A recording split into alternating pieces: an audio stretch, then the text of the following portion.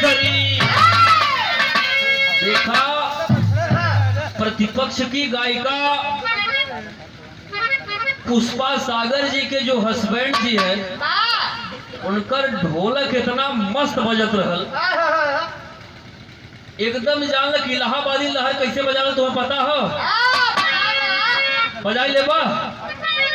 अच्छा कि लंदन में चालल कारा केसरी, भैया भैया लंदन में चालल कारा केसरी।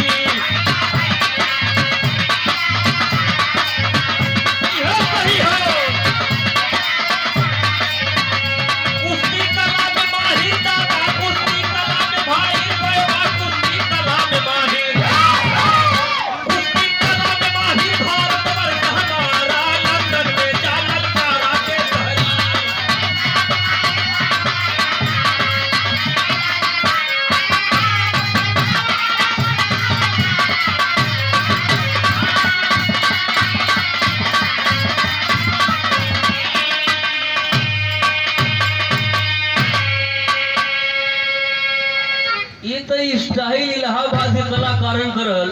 हमरे जौनपुर को गवैया जाने ला कैसे बोललन? अरे राम लंदन में चालल कारा केसरी, कुश्ती कला में माहिर भारत वर्ष हमारा।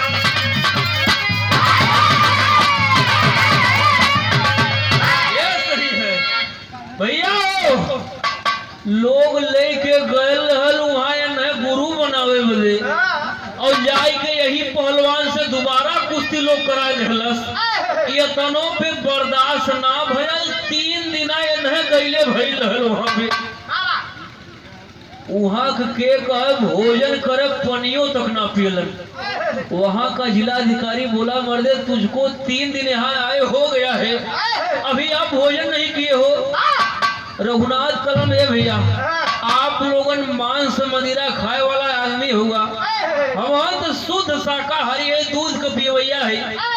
अच्छा आपको मिल्क चाहिए तो जाने ला एक जग भर के दूध आयल गरम के खौलाए के आ गयल, और जाने ला वो में ये लोग चालबाजी का के लिए रहल, वही में सल्फास का गोली लोग पिला दिलस।